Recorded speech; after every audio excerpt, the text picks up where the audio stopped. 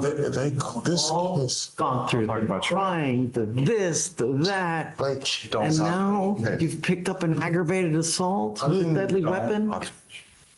Don't talk about the case, Mr. He's a Franklin. prosecutor. The only thing is, I cannot express my disappointment. I really thought that you and I were like reaching together. we were, and we really are. My family's working against me. They trying to take my SSI check and stuff. I haven't done anything. This is my 35th year. I haven't done nothing. So look, I don't even know what happened. I want to know. So he picked up an ag assault with that. What happened? Please, just don't say anything, please. I just want to know what happened or why they're saying what happened. Okay. On March 17th, 2025, at approximately 5:48 p.m., officers were dispatched from an aggravated assault call at a residence in Harris County, Texas.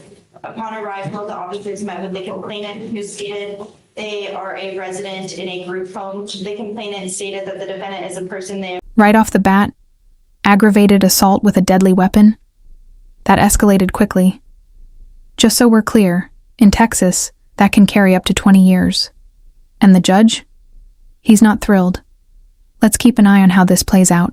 ...known for 3 weeks. The complainant stated the defendant arrived at the group home around 5:38 p.m. and knocked on the front door multiple times, pressing at another resident due to them not opening up the front door fast enough. The complainant stated the defendant continued yelling, cursing, and talking down to the resident, so the complainant tried to talk the defendant down. The defendant stated to the complainant that he was going to fuck him up, then went to his bedroom. The defendant took a hold of a fork which the complainant believed was a knife and pointed it at the complainant. The complainant asked if he was going to get stabbed, and the defendant charged at the complainant. The complainant stated they feared for serious bodily injury or death. The complainant ran and locked themselves in their motor vehicle and called the police.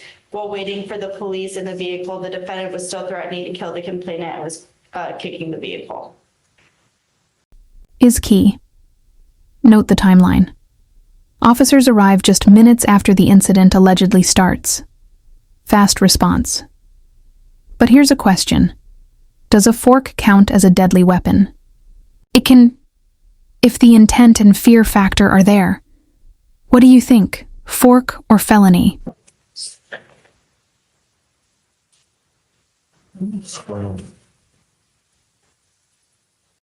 Wow. I just came from Food Town and I went back home to eat. I was at the door, I knocked. Stop. Just the problem is that there are some people in this life. Scheisse is always happening to them for some reason. Always. This, that, this. It's always happening. Let's pause.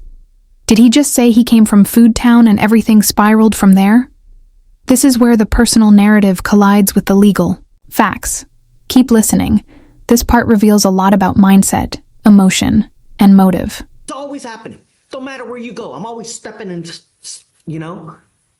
I'm not a violent person. Your history says... No, I'm not a violent person. I'm an SSI patient. I've been dealing with this stuff all my life.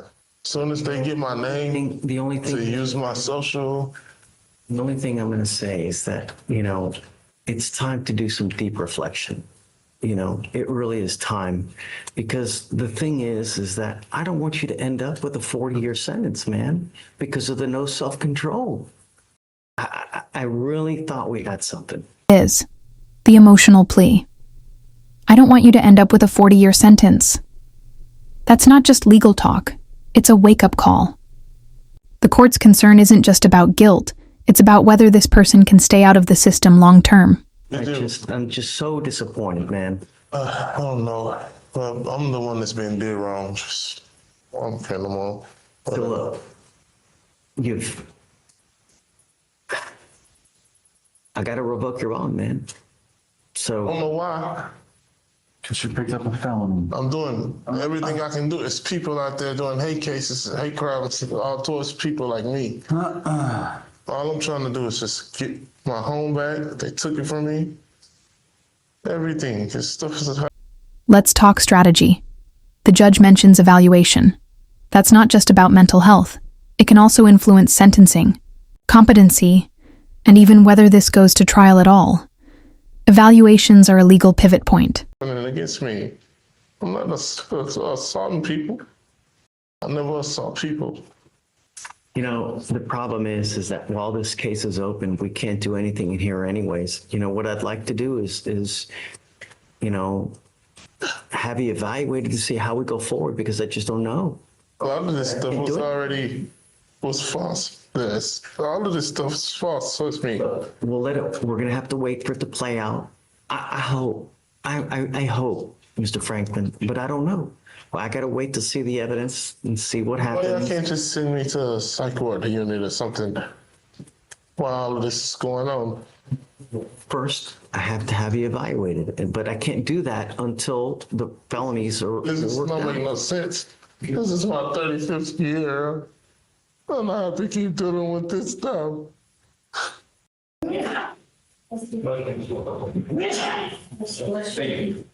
Okay, I guess. The word hits hard. For many, probation is a lifeline.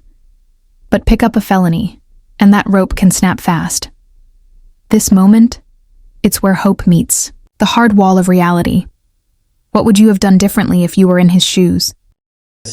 I'm going to revoke it. I'll set it at 5,001. Sir, you were charged with driving while intoxicated. First offense, it's elevated to a Class A misdemeanor because of the high blow. You are facing up to a year in jail and or a $4,000 fine. We are going to do probable cause. You have the right to remain silent. Anything you say can or will be used against you. You have the right to have an attorney present. If you cannot afford one will be appointed to you, sir. Okay.